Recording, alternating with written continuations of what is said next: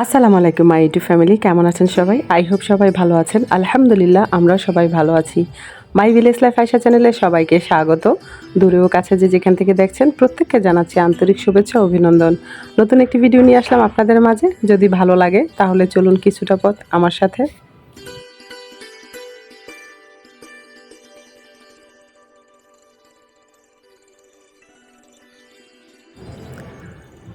বাজারগুলো গুছিয়ে নিব, তার আগে পেয়ারা ছিল, তো নূর বলছে মা একটা পেয়ারা দাও, তো ওকে ছেলে পেয়ারাটা দিয়ে নিলাম। এবার মেয়ে দাঁড়িয়ে আছে মিষ্টি দেওয়ার জন্য। আসলে নূর আব্বু আজকে বাজার থেকে পেয়ারা আর পাশে মিষ্টি নিয়ে এসেছে, মাইশামণি খেতে চাইছে তাই। তো তাদের আগে দিয়ে নিব, তারপর বাকি সদাইগুলো গুছিয়ে নেব।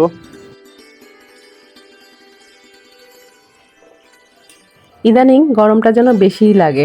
আপনাদের কাছে লাগে বলেন তো, নাকি শুধু আমার একাই লাগে? এত ঘামি, আমি কাজ করে শান্তি পাই না।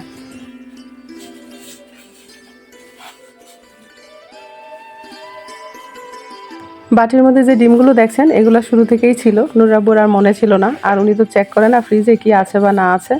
সদাই গুছিয়ে রাখতে একদম ভালো লাগে না আসলে। রান্না দিলে এর থেকে অনেক ভালো, রান্নার ঝামেলা সবসময় ভালো, কিন্তু গুছানোর ঝামেলাটা বিশেষ করে সদাই, এটা আমার একদমই ইচ্ছে করে না। আর যেই সময়টা নুরাব্বু পাঠায় একদম সন্ধ্যার টাইম, সেই সময়টা একটু রেস্ট নিব। আর আপু ভাইয়াদের ভিডিও একটু ভালো করে দেখতে পারি না, অনেক ঘুম পায় জানেন। সমস্তটা দিন কাজকাম করে শরীরে এক ফোঁটা এনার্জিও থাকে না, কারোর সাথে কথাও বলতে ইচ্ছে করে না। আজকাল তো কমিয়ে দিয়েছি বলতে বলিই না, মানে এতটা খারাপ লাগে শরীর। ইউটিউবে এসেছি, অনেকেই বলেছে, অনেকে বলতে আমার মেয়ে বলেছে যে মা 2 দিন 3 দিন পর পর তুমি ভিডিও দাও শুরু থেকেই, তাহলে একটা স্কেল থাকবে।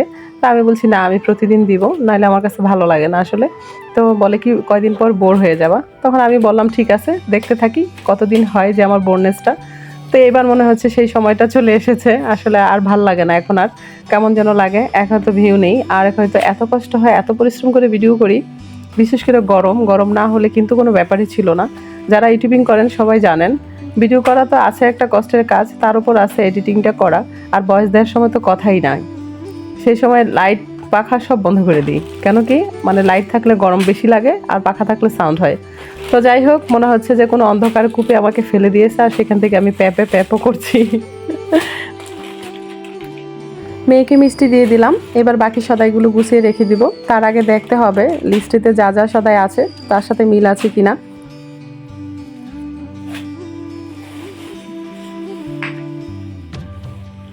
আমি কাজ করছি, তবে অনেক আপুরা বলে থাকেন যখন সদাই গুছান বা ঘরের কাজ করেন গুনগুন করে গান গেয়ে থাকেন, অনেকে জোরে জোরে গান গেয়ে থাকেন।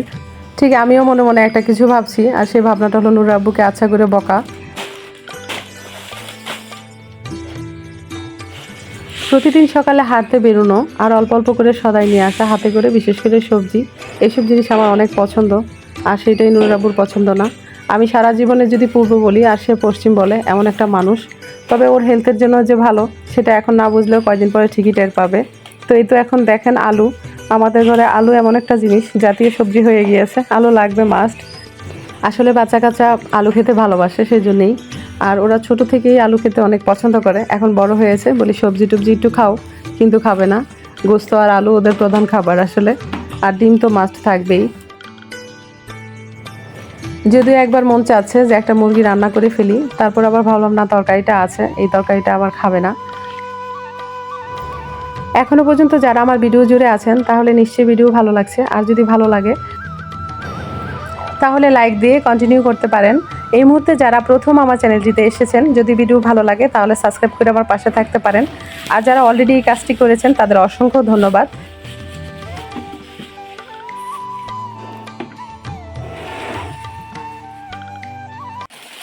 এমনকি একজন মানুষ আছেন যিনি আমার ভিডিওর অপেক্ষা করেন। অনেস্টলি বলছি, মন খারাপ করব না, সত্যি কথা বলতে পারেন। আমার অনেক জানতে ইচ্ছে করে একজন অন্ততপক্ষে আছেন কিনা। মেয়েকে নিয়ে শপিংয়ের উদ্দেশ্যে যাচ্ছি, আসলে তেমন কিছু না। ডাইনিং টেবিলটা বার্নিশ করতে দিয়েছি, তো সেটার উপর একটা ক্লথ লাগবে।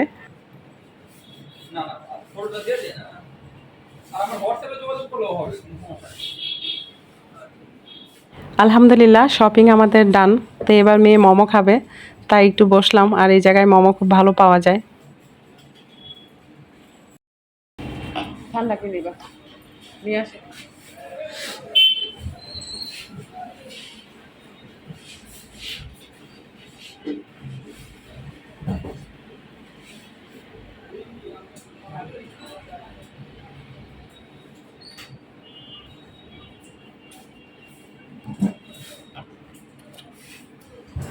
মোমো যে কী স্বাদে খায় এটা আমার জানা নেই আসলে। ভিতরে গোস্তটা বয়েল করা থাকে হাবিজাবি। এটা কি স্বাদ হলো? বয়েল করা কোনো জিনিস স্বাদ লাগে? যাই হোক, যে খায় তার কাছে স্বাদ, সেজন্য তো খায়, তাই না বলেন? তো আমার মেয়ের একদম অনেক পছন্দ মোমো, তো সে খাচ্ছে, আমি পাশে বসে আছি বরাবরের মতো।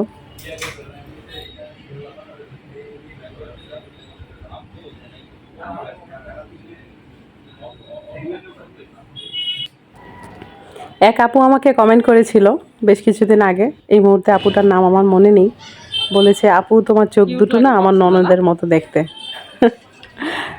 অবশ্য আপুকে আমি বলেছি যে কিছুদিন আগে আমার এক বান্ধবী আমাকে বলেছে যে তোমার চোখ দুটো না খরগোশের মতো।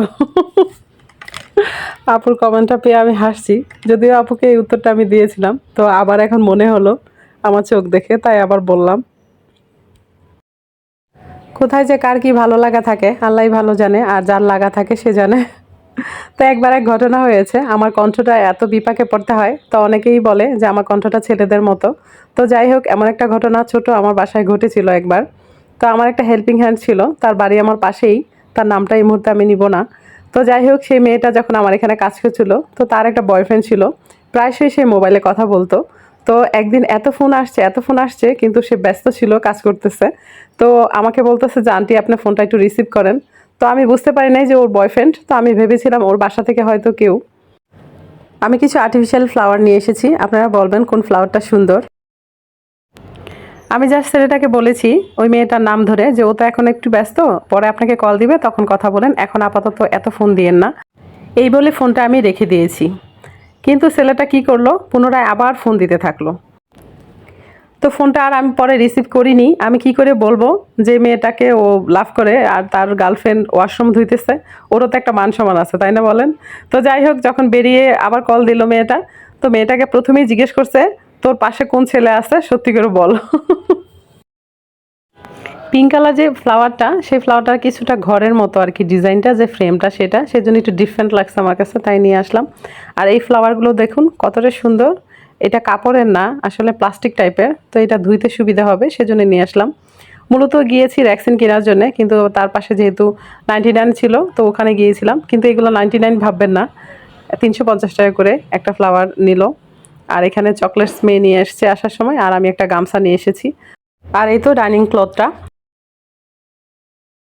তো বন্ধুরা, আমার ভিডিও যদি আপনাদের ভালো লেগে থাকে তাহলে অবশ্যই লাইক কমেন্ট শেয়ার করবেন, পাশে থাকা বেল আইকনটি ক্লিক করে দিবেন যেন নেক্সট ভিডিও পোস্ট করার সাথে সাথে নোটিফিকেশনটি পেয়ে যান।